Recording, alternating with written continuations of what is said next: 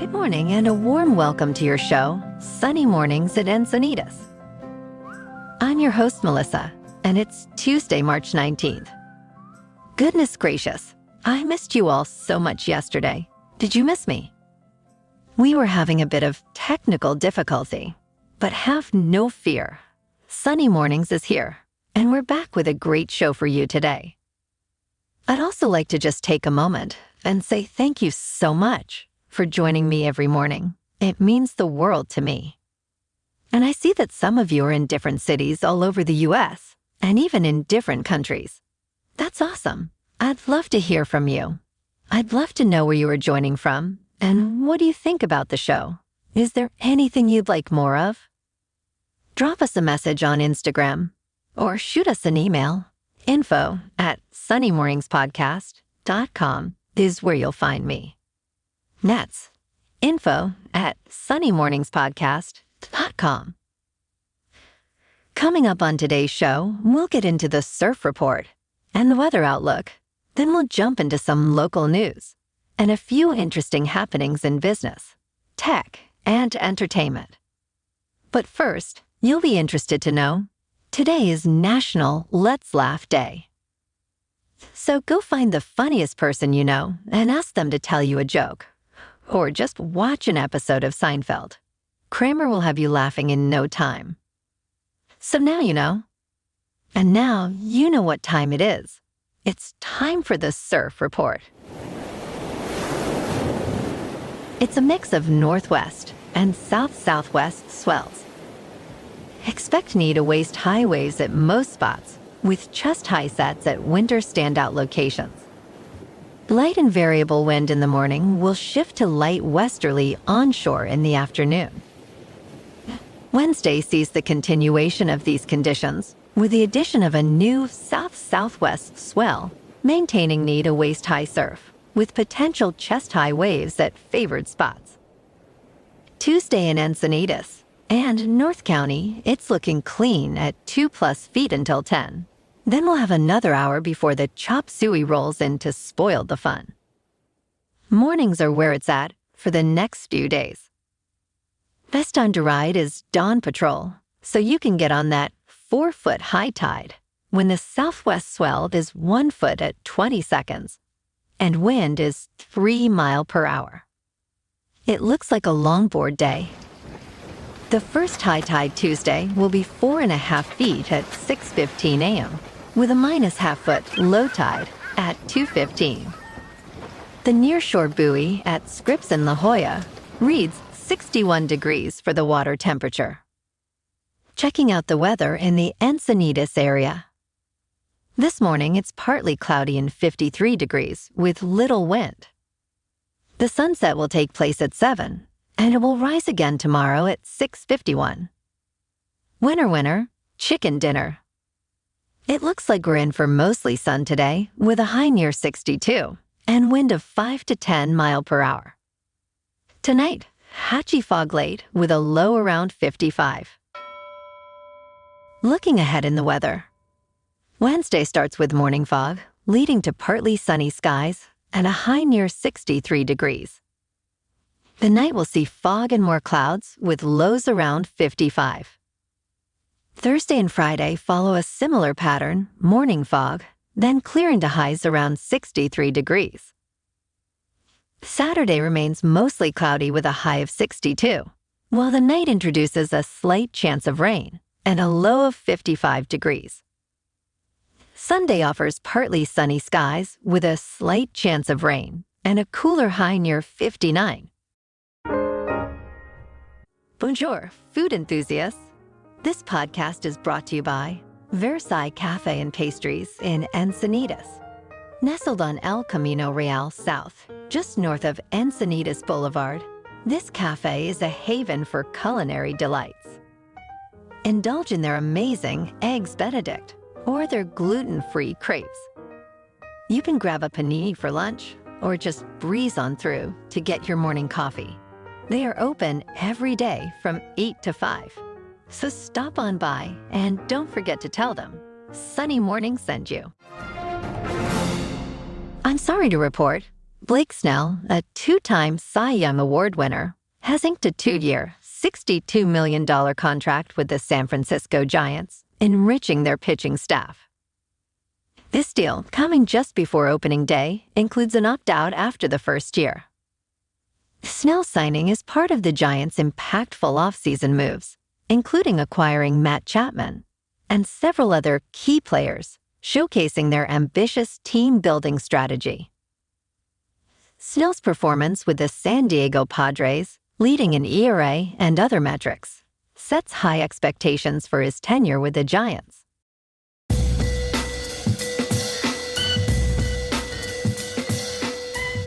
Now on to sports.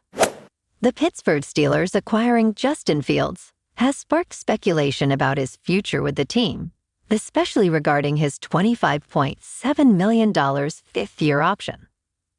With Fields positioned as the backup quarterback behind newly signed Russell Wilson, the likelihood of the Steelers committing to such a substantial financial guarantee appears slim. ESPN's Adam Schefter suggests it would be surprising if Pittsburgh opts for the fifth-year extension before seeing Fields perform within their system. While the door remains open for Fields to secure a long-term deal based on his performance, the immediate focus is on his adaptation to the Steelers' playbook and potential future contributions. Last night in the NBA, the Lakers at home beat the Hawks 136-105. And in national hockey, the Ducks on the road lost to the Blues 4-2. Tonight, the Ducks are back home to skate with the Wild, and the Kings are at home too, taking on the Blackhawks. In top news, the U.S. is taking significant strides toward developing a lunar economy, with NASA's Artemis program aiming to return humans to the moon and foster a space where NASA isn't the only customer. DARPA, known for supporting emerging technologies, has joined the effort with its Luna 10 study, aiming to understand how to create a thriving lunar economy by 2035. Working with major space and non-space firms, DARPA is exploring services like power and communications for the moon. Major Michael Warbit-Nyack, the program manager, has identified 6 technological areas that could accelerate the lunar economy, ranging from centralized heating and cooling to silicon wafer manufacturing and a lunar GPS system. While DARPA's request for information does not guarantee funding, it marks a clear interest in lunar commercial activities and could lead to federal support for innovative solutions. In business news, Reddit is poised to enter Wall Street, but its IPO might not signal a broader market revival. Despite a previous $10 billion valuation, experts now suggest a more realistic $6.4 billion. With revenue growth slowing and no profitability, Reddit stock could mimic the cyclical nature of peers like Snapchat and Pinterest. The IPO is generating interest, especially among Reddit users, and boasts notable investors like Condé Nast and Sam Altman. However, competition and concerns over ad revenue sustainability could temper long-term excitement, keeping eyes on potential future IPOs from larger unicorns. In crypto movement, Bitcoin is just under $64,000. Ethereum is at $3,300, and Solana is just booming at $183. Moving on to a more local vibe. In our community spotlight on health and wellness, we are working with a national Pilates studio to bring you some free classes, so listen up. Check out Club Pilates, with several locations in the San Diego area. Pilates presents a comprehensive wellness approach, cultivating strength, reducing tension, and elevating mental well-being. Scientific research affirms its benefits. So now you can check out Club Pilates for a free class, with locations in Encinitas, Solana Beach, Oceanside, La Jolla, and more. Just be sure to tell them Sunny Morning sent you by. And now, back to the show. Let's talk science. A lunar sample return bag containing moon dust from Neil Armstrong's historic 1969 moon landing, initially missing, sold for $1.8 million at auction by Nancy Lee Carlson, who had previously purchased it for under $1,000. This bag, inadvertently auctioned off by the U.S. Marshals Service, was legally purchased by Carlson for $995. NASA's attempt to reclaim the artifact was denied by a federal court, marking a rare instance where lunar material legally entered private ownership. This case underscores the complex history and value of space artifacts, highlighting both the challenges of preserving national treasures and the intense interest in space memorabilia. And in entertainment news, a new mural by the world-famous street artist Banksy has appeared overnight in a North London neighborhood, sparking curiosity and excitement among locals and visitors alike. This latest work features bright green paint that mimics foliage behind a large tree, alongside a portrait of a young person holding a pressure sprayer. The appearance of the mural has transformed the area into a hub of activity, with people from various backgrounds coming together to speculate on the artwork's meaning and implications for the community. Amidst concerns about rising rents and discussions on environmental messages, the artwork has prompted a broader conversation about public art's role in urban spaces and its potential to inspire community dialogue and reflection.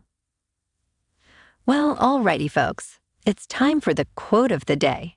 And today, our quote comes from Banksy himself. If you don't know who Banksy is, we'll post some of his art on our Instagram page. I've been lucky enough to stumble upon some of his work out in the wild. Or you can search for Exit Through the Gift Shop on YouTube. It's a great documentary about the anonymous artist. So now we'll end today's show with the words of a master street artist. You don't need planning permission to build castles in the sky.